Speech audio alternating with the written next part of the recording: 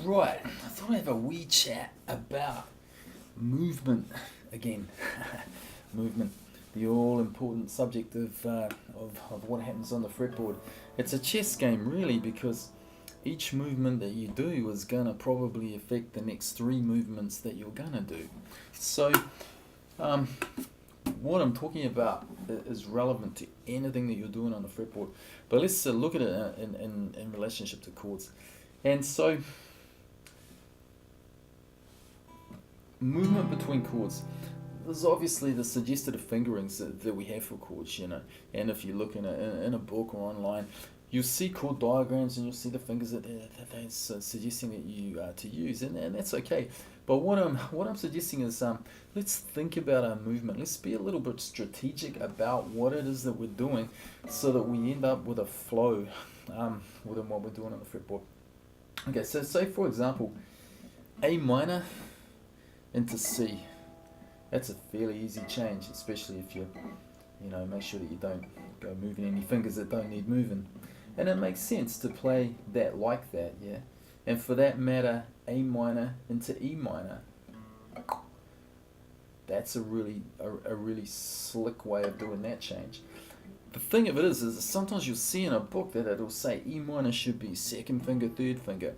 Well, that might work for some things. Okay, so if we just play G and we play G like that, which is a really good fingering for G because you can go to G7 really easily, you can go to C really easily. If you play G like that, then going into E minor like that makes perfect sense, yeah. But if you just played C, then going into E minor like that makes perfect sense. So these movements, they depend what was before it and what is after it, yeah. The movements are relative to the purpose that they serve. That's probably the best way of summing it up.